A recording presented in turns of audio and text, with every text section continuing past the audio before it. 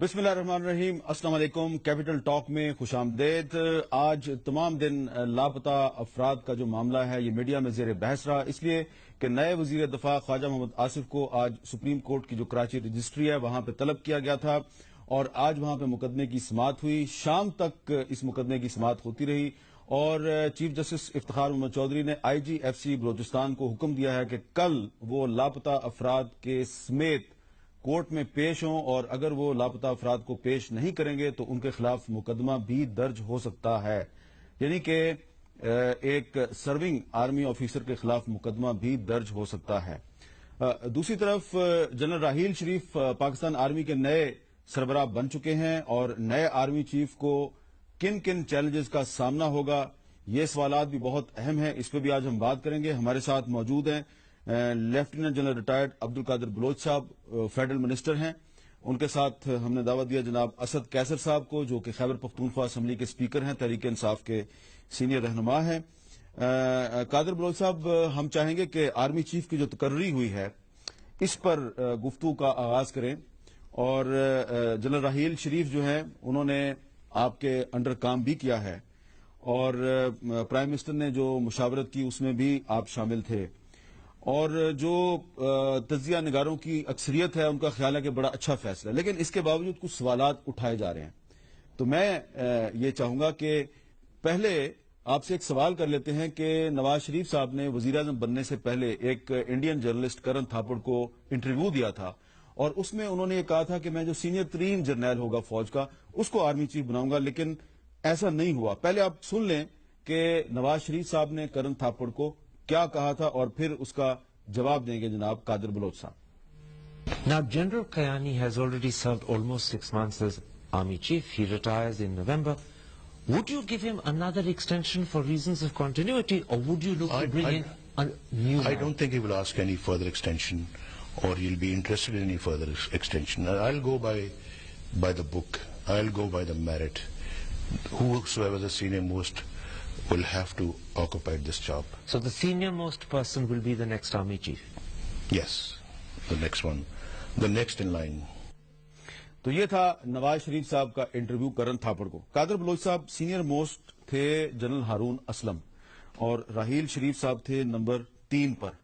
तो जो बात नवाज शरीफ साहब ने करण थापड़ को कही थी उस पर अमल दरामद क्यों नहीं हुआ? सबसे पहले बिस्मिल्लाहिर्रहमानिर्रहीम, नवाज शरीफ साहब ने जो कुछ कहा बिल्कुल सही और अकॉर्डिंग टू बुक उन्होंने बात की और बिल्कुल वो अपने ये बात सामने रखना चाहिए था फैसला करने से पहले। इसमें किसी किस्म का कोई शक नहीं है, लेकिन सीआरटी के मकसद हरगिज ये नहीं है कि 100% उसको फॉलो किया जाएगा। उस वक्त at that point of time जब ऑफिसर्स का रिकॉर्ड उनके सामने नहीं था, उनको पता नहीं था कि सीनियरिटी किसकी है, कौन नंबर 1 है, कौन नंबर 2 है, कौन नंबर 3। अगर था भी उनका रिकॉर्ड उनके सामने नहीं था। जब रिकॉर्ड ऑफ सर्विस तमाम ऑफिसर्स की आ जाती है, तरीका ये होता है कि उसके ऊपर इनपुट ली जाती है डिफरेंट एंगल से, डिफरेंट एजेंसियों से, और अलावा इसके ये इस किस्म की अपॉइंटमेंट है जो हमारे मुल्क में इस अपॉइंटमेंट का एक खास इम्पैक्ट होता है पब्लिक अफेयर्स के ऊपर, मुल्की मामलात के ऊपर उसका खास असर होता है।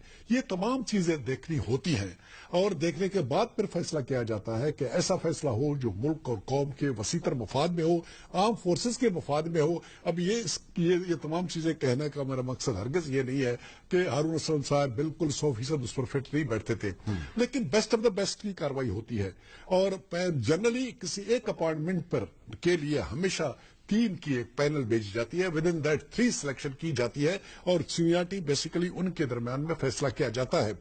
अब ये अपॉइंटमेंट एक सीनियर अपॉइंटमेंट था, chairman joint chief of staff committee.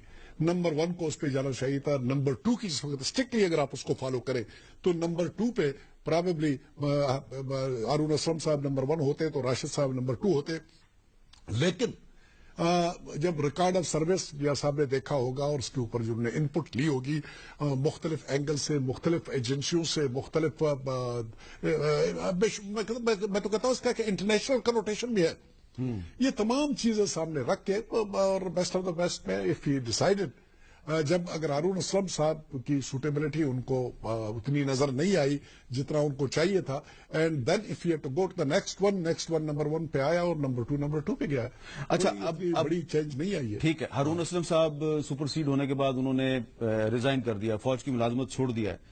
کیا یہ جو روایت ہے یہ اچھی روایت ہے؟ بہت اچھی روایت ہے, ہمیشہ اس طرح سے کیا جاتا ہے.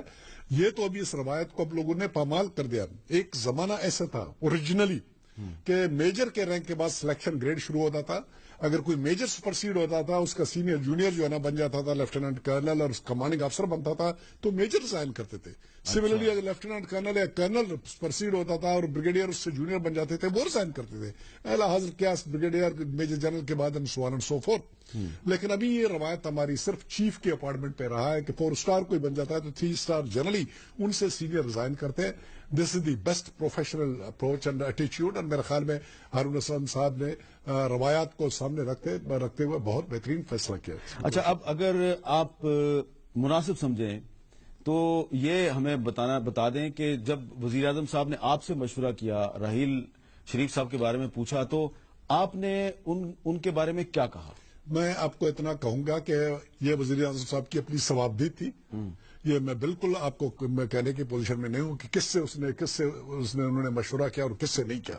یہ انہوں نے اپنا فیصلہ کیا ہوا, اور آپ اس کو چھوڑ دیجئے اس بات کو. چلیں یہ بتا دیں کہ راحیل شریف صاحب کے بارے میں آپ کا کیا ایکسپیرینس ہے؟ انہوں نے آپ کے ساتھ کام کیا ہے. راحیل شریف کو بہت اچھی طرح سے جانتا ہوں, میرے چھوٹے بھائیوں کی طرح ہے. تقریباً کم و بیش 2 سال اس نے میرے ساتھ سروس کی. پروموشن ہوا اس کی بریگیڈیئر کے طور پہ, اور generally on promotion newly promoted brigadier کو چیف آف سٹاف نہیں لیا جاتا ہے. میرے ساتھ انہوں نے گجرانوالے میں بطور میرا چیف آف سٹاف کام کیا. پھر جب میں وہاں سے کوئٹہ گیا جہاں پر میرے بہت ہی زیادہ کام تھا اور بہت کچھ کرنا تھا, ان کو میں وہاں پر بھی ساتھ لے گیا. 2 کوروں میں انہوں نے میرے چیف سٹاف کا. ان کی اگر میں کوالٹیز کے بارے میں بات کروں, اس کی سب سے جو بیسٹ کوالٹی ہے وہ اس کی میچورٹی اور اس کی ہیومن کوالٹیز ہیں. ہیومن کوالٹیز, بہت ہی ہیومین قسم کا آدمی ہے اور بہت ہی ہمبل قسم کا آدمی ہے, اور ڈاؤن ٹو ارتھ پروفیشنل اور اگلا پہ یقین رکھنے والا آدمی. میں آپ کو ایک مثال دیتا ہوں امین میر صاحب, ان کے تعلقات مجھ سے اس طرح اپنے چھوٹے بھائی کے, اور اگر اس کی ایمان میں کوئی کمزوری ہوتی, اس وقت وہ رن میں تھا, نمبر 3 تھا, اس میں کسی قسم کا کوئی شک نہیں تھا, تو ون کوڈ ہیو گون, اللہ تعالیٰ نے ایسے کیا کہ اس تک گئے. لیکن میں قسمی آپ کو کہتا ہوں کہ پچھلے 2 سال میں اس سبجیکٹ کو چھوڑیے, ایک ٹیلیفونک کال بھی ہمارے درمیان میں ایکسچینج نہیں ہوا. ریزن بینگ ہی از اے سرونگ آفیسر, میں I am in the game of politics, اور مجھے پتا ہے کہ جب ہم سروس میں تھے تو ہمیں یہ کہا گیا تھا کہ پالیٹیشین سے تعلق آپ نہ رکھیں, دور رکھیں اپنے آپ کو. اینڈ اس بات کو سامنے رکھتے ہوئے میں نے کبھی اس کو ایمبیرس نہیں کیا, اور ضرورت بھی اس بات کی نہیں پڑی. خوشی اور غمی میں ایک دوسرے کو کال کرتے ہیں, اور نہ اس نے اس موقع پہ اوپر یہ اس کا سسٹم کے اوپر ایمان اور اعتبار تھا, اور یہی وجہ تھی پرابیبلی میں وہ کچھ نہیں کہوں گا, شاید کچھ لوگوں کو اتنا اعتماد نہیں تھا سسٹم کے اوپر, اتنا ایمان ان کا پختہ نہیں تھا, شاید وہ چیزیں ان کے خلاف گئے. میں اس کو یاد چھوڑوں گا. مجھے سمجھ آ گیا, آپ یہ کہہ رہے ہیں کہ کچھ لوگوں نے سسٹم پہ اعتماد نہیں کیا, لابنگ کرتے رہے, لیکن راحیل شریف نے کوئی لابنگ نہیں کی. چلیں, بڑی اچھی بات کی آپ نے. اسد قیصر صاحب, اب نئے آرمی چیف کے سامنے بڑے بڑے چیلنجز کیا ہوں گے آپ کے خیال میں؟ دیکھیں, سب سے پہلے تو اس وقت جو فوج کو سب سے بڑی چیلنج ہے وہ اس کی پروفیشنل جو ضروریات ہے, کہ ایک پروفیشنل فوج کو, خاص کر کیانی صاحب نے بھی اس میں کافی وہ کام کیا, میرے خیال میں اس پہ زیادہ توجہ اور فوکس دینا چاہیے کہ اپنی آرمی کو زیادہ سے زیادہ پروفیشنل بنایا جائے, اور میرے خیال میں سب سے زیادہ اہم ٹاسک یہ ہے. دوسرا, اس وقت پوری دنیا میں ہم ایک ٹارگٹ ہیں اور ایک وار ہماری دھرتی پہ لڑی جا رہی ہے, اور اس وجہ سے آرمی کی بہت بڑی ذمہ داریاں بنتی ہے کہ پوری دنیا اس وقت وار آن ٹیرر کی وجہ سے ان کی تمام ایجنسیاں اور تمام ہمارے نیبرہڈ میں افغانستان میں امریکن آرمی بیٹھی ہوئی ہے, تو اس وجہ سے فوج کی ذمہ داریاں اور بھی ڈیوٹی ہو گئی ہیں. اور میں سمجھتا ہوں کہ ہماری دعا ہے کہ جو ہمارے نئے جنرل صاحب آئے ہیں, شریف صاحب, کہ وہ جو قوم کی توقعات ہے اور جو چیلنجز ہے وہ اس میں اللہ تعالیٰ اس کو پورا اتارے, کیونکہ اس وقت پوری قوم کی نظریں آرمی کی طرف ہے, اور ہم سمجھتے ہیں کہ اس وقت جو فوج نے اپنے آپ کو سیاست سے الگ تلگ رکھا ہے، مجھے امید ہے کہ انشاءاللہ اس راستے پہ چلیں گے تاکہ آرمی کی جو اپنی ذمہ داریاں ہیں وہ صحیح معنوں میں ادا کریں. آپ نے کہا پوری قوم کی نظریں اس وقت آرمی پر مرکوز ہیں. کیا آرمی سے کیوں مرکوز ہیں؟ آرمی سے کیا توقع ہے قوم کو؟ مطلب سب سے اہم تو یہ ہے کہ آپ کو پتا ہے کہ آرمی نے تو وہی کرنا ہے جو اس کو وفاقی حکومت حکم دے گی تو وہ اس پہ عمل درآمد کریں گے. وہ تو ٹھیک ہے. نظریں تو مرکوز ہونی چاہیے وفاقی حکومت پہ، وفاقی حکومت جنرل صاحب پہ. نہیں وہ بالکل ٹھیک ہے، لیکن یہ بات آپ کوئی نظر انداز نہیں کر بالکل سکتا ٹھیک ہے کہ آرمی کا ایک بہت بڑا اثر ہے ہماری سیاست میں اور ہمارے ملک کے معاملات میں. ہم سمجھتے ہیں کہ آرمی کو جو اس کی ذمہ داریاں ہیں، جو اس کی ڈیوٹی ہے، اس پہ فوکس رکھنا چاہیے. ٹھیک ہے. اچھا جنرل قادر بلوچ صاحب، اب آج آپ کے جو نئے ڈیفنس منسٹر ہیں، آپ کے ساتھی خواجہ آصف صاحب، سپریم کورٹ میں ان کو ایک ایسے کیس میں پیش ہونا پڑا جس پہ کہ آپ کی پارٹی کی پالیسی بڑی واضح ہے. ماضی میں ہمیشہ نواز شریف صاحب نے کہا کہ مسنگ پرسنز کو ریکور ہونا چاہیے، ان کے ساتھ قانون کے مطابق فیصلہ ہونا چاہیے. تو اب اس میں بھی کہیں نہ کہیں فوج تو آتی ہے، اور آپ خود بھی کور کمانڈر رہے ہیں، آپ گورنر بھی رہے ہیں، آپ کو بڑی اچھی طرح پتا ہے کہ یہ بلوچستان میں بہت بڑا مسئلہ ہے. اب چیف جسٹس صاحب نے کہا کہ کل I G F C Balochistan missing persons کے ساتھ کورٹ میں پیش ہو ورنہ اس پہ مقدمہ قائم ہوگا. ایک آرمی افسر کو کل خطرہ ہے، اس پہ مقدمہ درج ہو سکتا ہے. مسنگ پرسنز کا معاملہ نئے آرمی چیف کے لیے کتنا بڑا چیلنج ہے؟ حامد بھائی، یہ بہت بڑا انسانی المیہ ہے. یہ ان لوگوں سے پوچھیں جن کے ڈیئر ونز مسنگ ہیں، جن کے بارے میں ان کو یہ پتا نہیں ہے کہ زندہ ہیں یا مردہ ہیں. اگر وہ مردہ ہوتے تو شاید چند دن رو دھو کے اور وہ بھول جاتے اور معاملہ ختم ہو جاتا. لیکن وہ سال سے مر رہے ہیں، نہ مرنے کی حالت میں نہ جینے کی حالت میں، ان کے لوائقین. اور یہ ایک اس قسم کی کارروائی ہے. اس کی رسپانسبلٹی کا جہاں تک تعلق ہے، ہماری پارٹی کی کوئی رسپانسبلٹی اس پہ سچ بنتی نہیں ہے. یہ جو کچھ ہوا پاسٹ میں ہوا، اور ابھی کہہ سکتا ہوں لیکن میرا انٹیریئر منسٹری سے چونکہ اس طرح تعلق نہیں ہے، نہ ڈیفنس منسٹری سے، لیکن اب اگر اس طرح سے لوگوں کو مس کرنا، اٹھانا اور غائب کرنے والی کارروائی پرابیبلی اس انٹینسٹی سے یا اس سے نہیں ہے جو کہ تھا. اور ان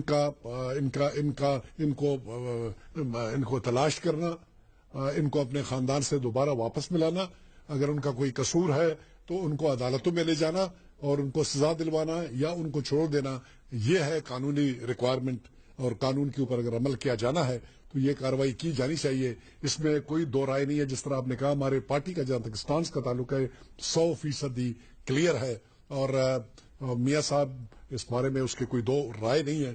اور ایون کل بھی اس مسئلے کے اوپر بات چیت ہوا تھا، اور انہوں نے یہ کہا ہے کہ there is no question کہ ہم یہ کہیں کہ یہ بات صحیح ہے اور یہ بات غلط ہے. اور انشاءاللہ تمام ایفرٹس کیے جائیں گے. رسپانسبلٹی ابھی پولیٹیکل گورنمنٹ کی بنتی ہے، اور آرم فورسز اگر اس میں متعلق ہے اور انہوں نے کچھ کیا ہے، آرم فورسز ایف سی نے یا فوج نے یا ایجنسیز نے، ذمہ داری پولیٹیکل گورنمنٹ کی بنتی ہے.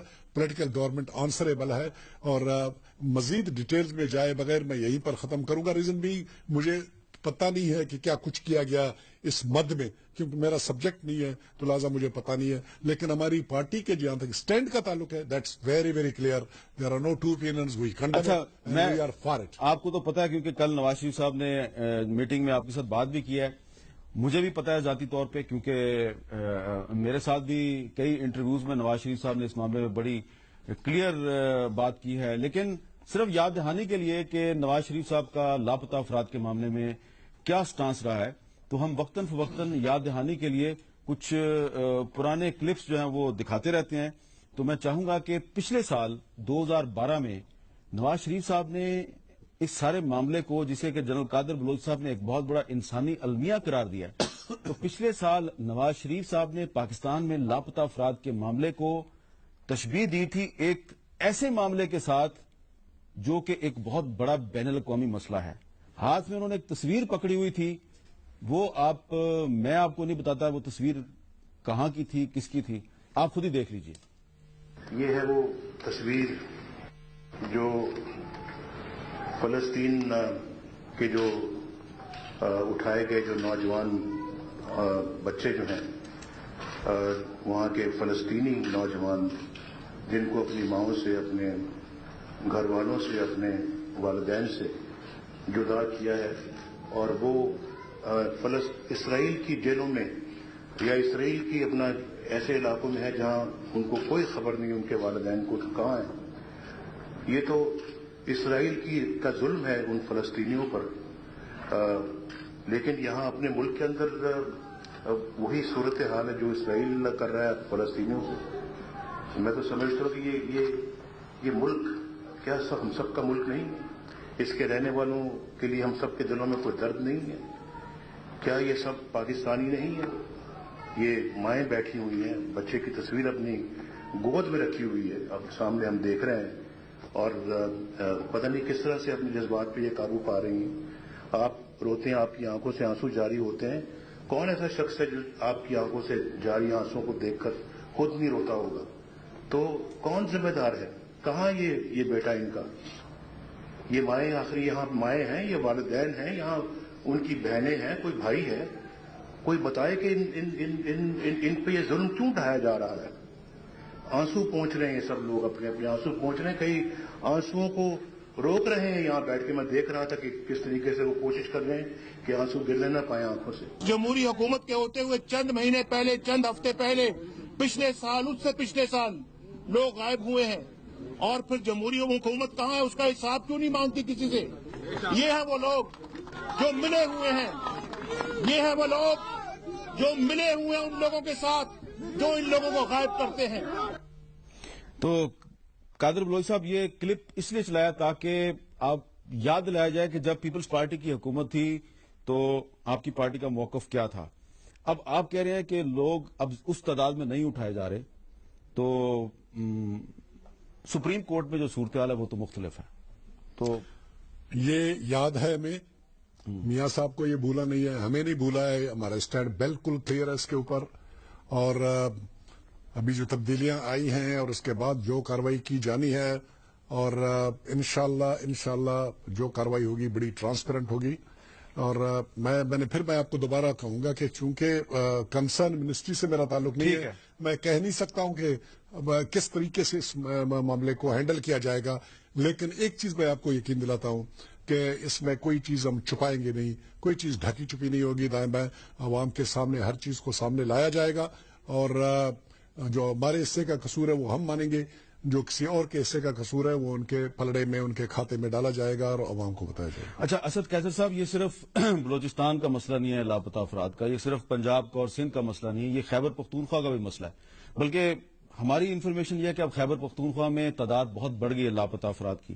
تحریک انصاف جب سے حکومت میں آئی ہے تو ہم نے کبھی نہیں سنا کہ آپ کو اس معاملے میں کوئی پریشانی ہو یا آپ نے کہیں پہ دھرنا دیا ہو یا کوئی جلوس نکالا ہو. کیا وجہ ہے اس کی؟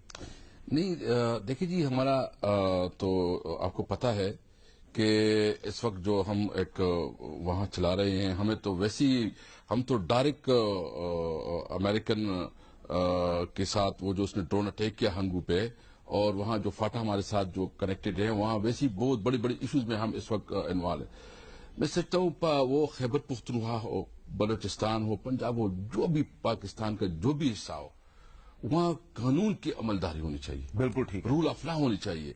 کسی کو یہ حق نہیں ہونا چاہیے کہ وہ ماروائے عدالت جو ہے اس قسم کی ایکٹیویٹیز کرے. اور میں سمجھتا ہوں کہ یہ اس وقت میاں صاحب کے لیے بہت بڑا امتحان ہے. جو اس نے کمٹمنٹ کی ہے قوم کے ساتھ، وہ کھل کر سامنے آئے. وہ میرے خیال میں اس میں یہ وقت ہے کہ اپنی لیڈرشپ دکھائیں، اپنی قوم کے ساتھ کمٹمنٹ جو انہوں نے کی ہے وہ کمٹمنٹ پورے کرے. اور میں سمجھتا ہوں کہ یہ ٹائم پہنچ گیا ہے. قوم پہ کبھی کبھی موقع آتا ہے، لیڈرشپ پہ موقع آتا ہے کہ وہ بڑے بڑے فیصلے کرے. میں سمجھتا ہوں کہ اس وقت میاں صاحب کو بڑا فیصلہ کرنا چاہیے. کیا بڑا فیصلہ کرنا؟ بڑا فیصلہ ہے کہ کلیئر کٹ آرڈر دینا چاہیے، انسٹرکشن دینی چاہیے. جو اس کی منسٹریز ہیں، جو اس کی ابھی جنرل صاحب، اس کو کلیئر انسٹرکشن دینی چاہیے کہ پیدا کرے جہاں بھی وہ لوگ جو ہے کہ آپ جنرل راحیل شریف ان کی مدد کریں اس معاملے. بالکل وہ 100% کرنے چاہیے. اور بینگ چیف ایگزیکٹو، یہ اس کی ریسپانسبلٹی ہے وزیر اعظم صاحب کی کہ وہ کورٹ کی جو ڈیسیجنز ہے، آرڈر ہے، اس کو اوبے کرے اور اس کی تعمیل کرے. اچھا جی، اس مسئلے پہ اور دیگر چیلنجز جو آرمی چیف کو ہیں اس پہ ہماری گفتگو جاری رہے گی. ایک چھوٹا سا وقفے کے بعد دوبارہ ملتے ہیں.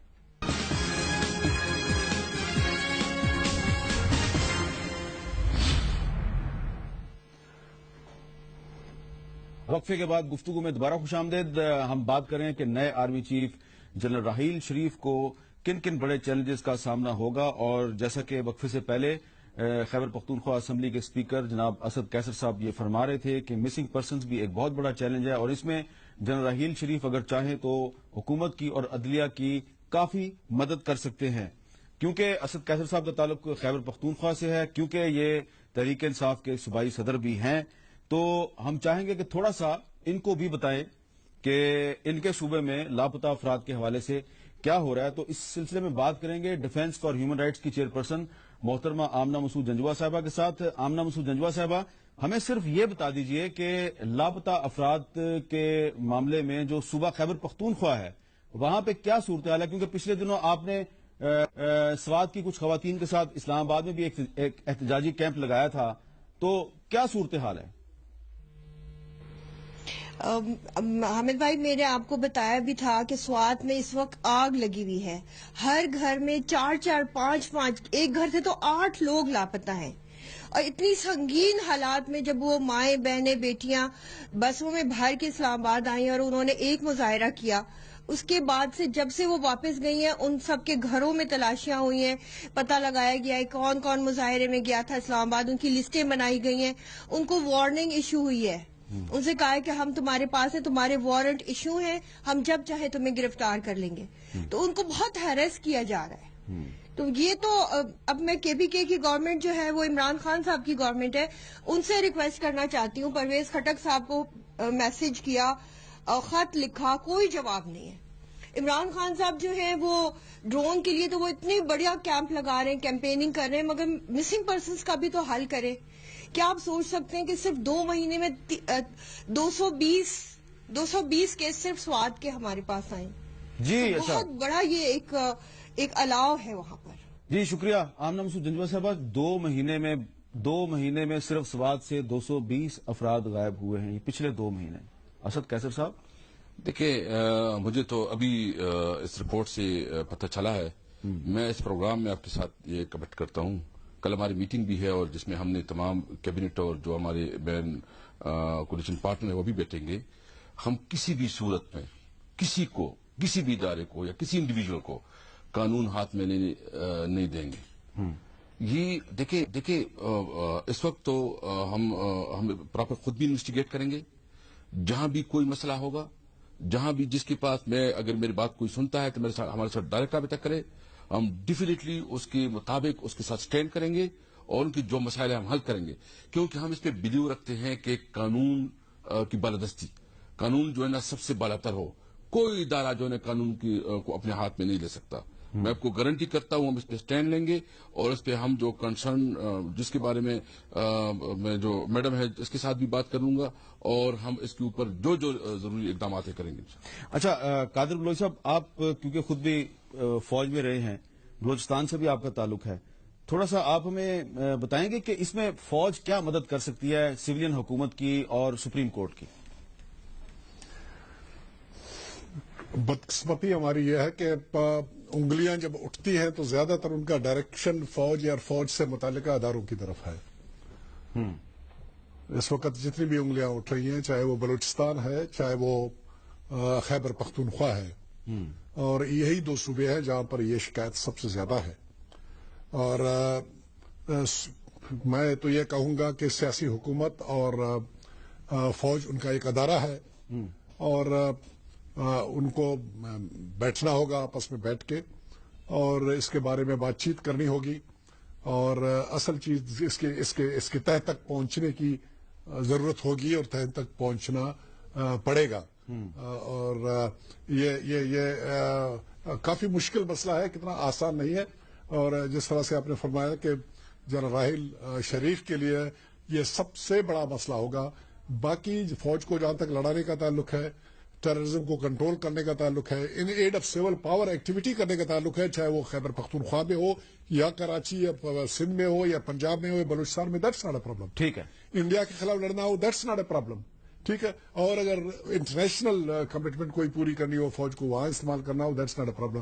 لیکن یہ ایک بڑا سیریس مسئلہ ہے. یہ آپ کہہ رہے ہیں کہ بہت بڑا مسئلہ ہے. تو اس وقت اب ہم بات کریں گے voice for Baloch missing persons کے سربراہ मामा कदीर बलोच से। अस्सलाम वालेकुम कदीर बलोच साहब। वालेकुम अस्सलाम। आमिर मीर साहब खैरियत से?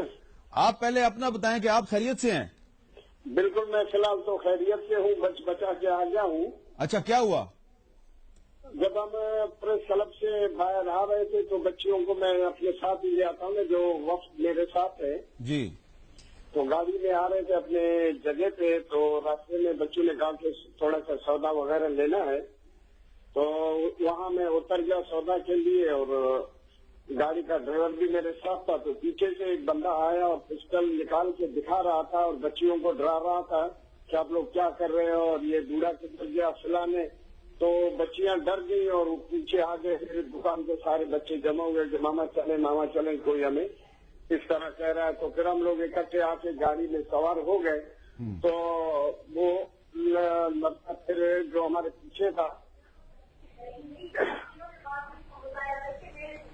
जी। तो बच्चियां जो थी ना, जी बच्चियां जो थी ना, वो फिर आके उतर के सारे उन्होंने कहा कि आप हमारा कुछ नहीं बिगाड़ सकती है। उन्होंने अपने बहादुरी का मुजाहरा करके सारे आके मुझे घेरे में ले गए, वापस मुझे गाड़ी में ले के दिखा दिया। उन्होंने कहा कि कोई ऐसी बात नहीं है, चलते देखते हैं क्या करेगा। तो इस तरह की हरकतें जो थी फिर मैं वापस प्रेस क्लब नहीं जा सका सर। अच्छा मामा, ये बताओ कि आज सुप्रीम कोर्ट में नए वजीर दफा ख्वाजा आसिफ ने ये कहा था कि वो कराची प्रेस क्लब के बाहर आपको मिलने के लिए आएंगे, वो आए थे आपके पास?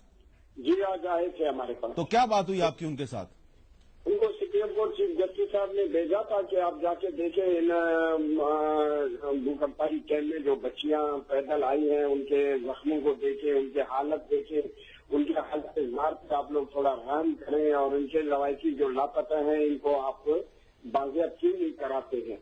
तो इस सिलसिले में वो आया और बच्चियों को भी देखा, उनके जख्मी पाँव, उनमें जो जख्म थे वो भी देखा, उनकी हालत इज़हार भी देखी। कुछ बच्चियां जो मेरे साथ थी वो हॉस्पिटल में भी इलाज भी है, कुछ इधर भी हैं।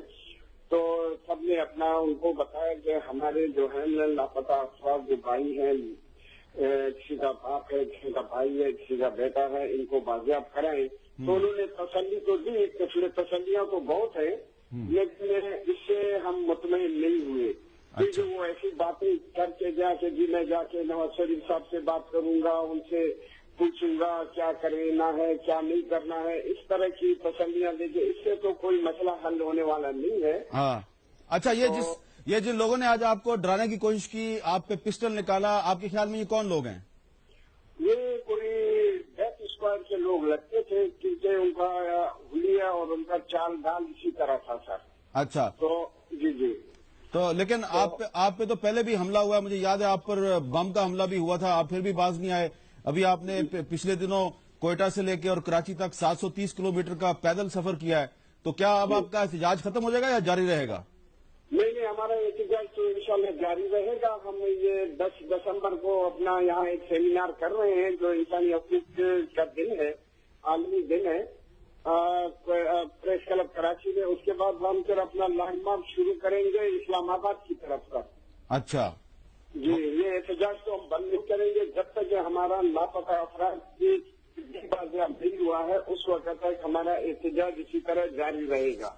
बहुत बहुत शुक्रिया। मामा कदीर बलोच कराची से हमारे साथ बात कर रहे थे। आज उन पर एक दफा फिर हमला हुआ है। अभी थोड़े ही दिन पहले इन्होंने 730 किलोमीटर का सफर पैदल तय किया है कोयटा से लेकर कराची तक, और इनका जो अपना सगा बेटा है जलील, उसको कुछ अरसा पहले अगवा किया गया और फिर वो कत्ल कर दिया गया। मामा कदीर बलोच ने इसकी एफआईआर भी कटवाने की कोशिश की, एफआईआर नहीं कटवाएगी। अब ये मसला जो है ये बड़ा अहम है, जैसा कि आप जानते हैं, और ख्वाजा आसिफ साहब जो वजीर दफा हैं वो आज मामा कदीर बलोच को मिलने भी गए।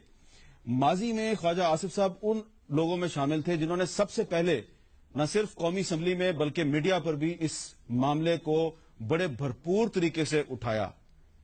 पिछले साल नहीं, उससे पिछले साल नहीं, उससे पिछले साल भी नहीं, 2007 में जब परवेज मुशर्रफ इस मुल्क का हुक्मरान था, ख्वाजा आसिफ साहब ने हमारे प्रोग्राम में क्या बातें की थी, आइए सुनिए।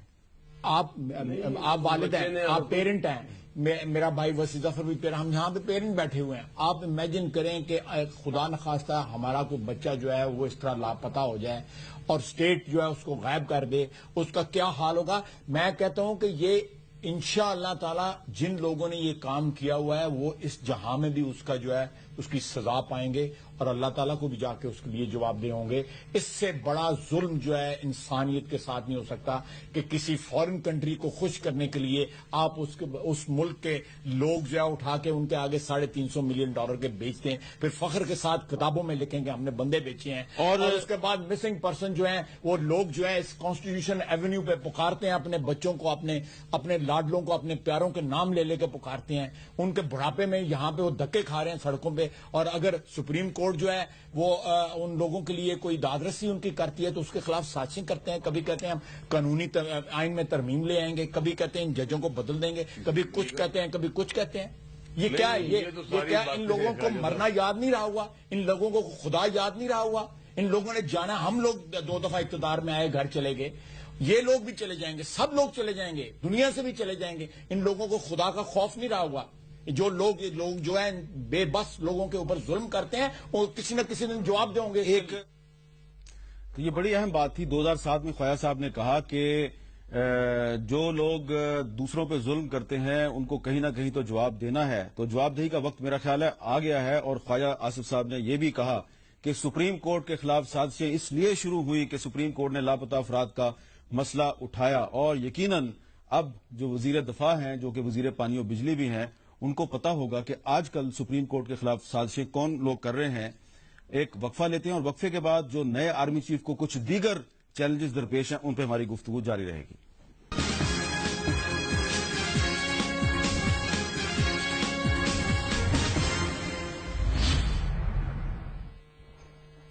وقفے کے بعد گفتگو میں دوبارہ خوش آمدید. ہم بات کر رہے ہیں کہ نئے آرمی چیف کو کن کن بڑے چیلنجز کا سامنا ہوگا. اسد قیصر صاحب, ایک بہت بڑا مسئلہ کہا جا رہا ہے جی کہ پرویز مشرف کا ٹرائل, دوسرا مسئلہ آپ کے نزدیک ہے ڈرون حملے. تو بڑا مسئلہ کیا ہے, بڑا چیلنج کون سا ہے؟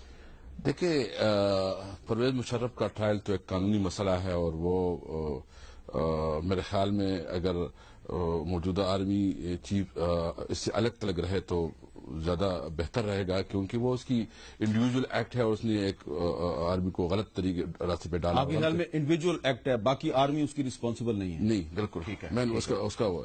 اور دوسرا جو ڈرون ہے, ڈرون تو ڈیفینیٹلی وفاقی حکومت کی ذمہ داری ہے, اور اس کے لیے اپنی ایک ہماری خارجہ جو منسٹری ہے اس کی رسپانسبلٹی ہے کہ وہ اس کے لیے کوئی عمل طے کرے اور کوئی طریقہ کار بنائے. اور آرمی چیف تو ڈیفینیٹلی جو وفاقی حکومت جو پالیسی بنائے گی اور جو انسٹرکشن دے گی اس کے مطابق چلے گی. اچھا, بڑی آپ نے دریا کو کوزے میں بند کر دیا. تو قادر بلوچ صاحب, اسد قیصر صاحب کہہ رہے ہیں کہ نئے آرمی چیف اگر اپنے آپ کو پرویز مشرف کے ٹرائل سے علیحدہ رکھیں تو اچھا, تو وہ علیحدہ رکھیں گے؟ جنرلی تحریک انصاف اور مسلم لیگ نون والے جنرلی ایک دوسرے سے ایک دم ایگری کبھی ایک دوسرے سے نہیں کرتے ہیں, لیکن یہ جو انہوں نے دونوں باتوں کے اوپر جو کمنٹ کیا میرے خیال میں کوئی اور رائے دینا نہیں چاہتا ہوں. آپ ایگری کرتے ہیں؟ میں بالکل 100% یہ تو قوم کے لیے بڑی خوشخبری ہے کہ آج مسلم لیگ نون اور تحریک انصاف ایگری کر رہے ہیں. یہ اس معاملے میں جہاں تک پرویز مشرف کے ٹرائل کا تعلق ہے قانونی مسئلہ ہے, اور اس میں رائل شریف صاحب اپنے آپ کو کبھی بھی انوالو نہیں کریں گے. قانون اپنا رستہ لے, ملکی قانون ہے. پرویز مشرف صاحب اس ملک کے اس طرح کے شہری ہیں جس طرح کا میں شہری ہوں, کوئی ریٹائرڈ افسر ہے, جنرل اسلم بیگ ہے, دوسرے ہیں, تیسرے ہیں, اور عدالت فیصلہ کرے گا صحیح کیا ہے غلط کیا, وہ اپنی جگہ پہ. اور ڈرونز کو کوئی بھی اپروو نہیں کرتا ہے, سب کنڈم کرتے ہیں, ہم کنڈم کرتے ہیں, تحریک انصاف کنڈم کرتی ہے. اس ملک کا کوئی پولیٹیکل پارٹی ایسا نہیں ہے جو ڈرونز کو اپروو کرے اور یہ کہے کہ ڈرون جو امریکہ کر رہا ہے ٹھیک کر رہا ہے. اس کو سارے کنڈم کرتے ہیں. اور اس کے بارے میں جہاں تک جنرل کیانی صاحب کا تعلق ہے اس کی انڈیپینڈنٹ رائے نہیں ہوگی. بالکل انہوں نے صحیح کہا, سیاسی حکومت جو فیصلہ کرے گی اس فیصلے کے مطابق آگے انہوں نے کارروائی کرنی ہوگی, فوج نے کارروائی کرنی ہوگی. بیسیکلی ڈرون کے خلاف کارروائی کرنا ایئر فورس کی ذمہ داری بنتی ہے, ان کے پاس وہ ویپن سسٹم ہے جس سے اس کو کاؤنٹر کیا جاتا ہے.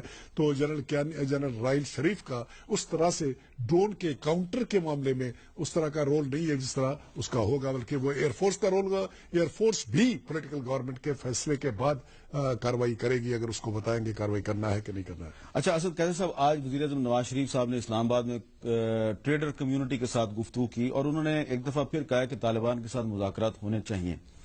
آپ کا کیا خیال ہے کہ طالبان کے ساتھ مذاکرات اسی صورت میں کامیاب ہوں گے نا جب تمام پولیٹیکل پارٹیز ایک پیج پہ ہوں اور باقی ادارے سمیت فوج کے وہ بھی ایک پیج پہ ہوں. آپ کو کیا نظر آ رہا ہے اس وقت؟ تو مجھے لگ رہا ہے کہ آپ لوگ ایک پیج پہ نہیں. ابھی آپ نے 2 معاملات پہ ایگریمنٹ کیا ہے لیکن کچھ معاملات پہ آپ ایک پیج پہ نظر نہیں آ رہے. دیکھیں حمید بھائی، آپ کو پتا ہے کہ تحریک انصاف پہلے دن سے اس ایشو پہ وفاقی حکومت کو سپورٹ کر رہی ہے، اور مطلب ہماری میٹنگ بھی ہوئی، آل پارٹی کانفرنس بھی ہوئی، اور صوبے میں جو قرارداد پاس ہوا سارا متفقہ قرارداد ہم نے پاس کروایا تمام پولیٹیکل پارٹی سے جو پارلیمانی اس میں ہمارے اس میں ہے. ہم سمجھتے ہیں کہ اس وقت ہم اس ایک بہت بڑے مشکل میں ہیں. ایک سچویشن ایسی ہے کہ امریکن نکل رہے ہیں، وہ اپنے لیے کوئی راستہ بھی ڈھونڈ رہے ہیں. ہم کوئی ایسی ماجرائی بھی نہیں چاہتے کہ وفاقی حکومت کے ساتھ کوئی ایسی ماجرائی ہو. ہم سمجھتے ہیں کہ جو قومی ایشوز ہیں اس پہ ہماری متفقہ موقف ہونی چاہیے. یہ میں بالکل کیٹیگوری کہنا چاہتا ہوں، ہم کوئی اس پہ پوائنٹس کو نہیں کرنا چاہتے. لیکن ایشو کہاں آ جاتا ہے؟ ایشو یہ ہے کہ اس وقت ہم سمجھتے ہیں کہ وفاقی حکومت کو یہ جو ڈرونز کا ایشو ہے اس کو باقاعدہ پراپر چینل پہ اٹھانا چاہیے. اس کیس کو یو این کے پاس لے جانا چاہیے.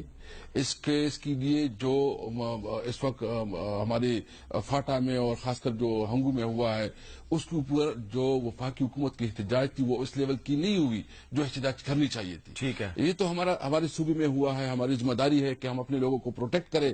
ہم تو ہر حد تک اپنے لوگوں کی پروٹیکشن کے لیے جائیں گے، مطلب ہمیں کسی اس میں. لیکن ہم اب بھی سی ایم صاحب نے جو ہمارے چیف منسٹر صاحب ہے اس نے باقاعدہ لیٹر بھیجا ہے اور اس کو وفاقی حکومت کو ریکویسٹ کی کہ اس وقت عوام اس بہت بڑے غصے میں ہے، بہت اس کے بارے میں سیریس ہے.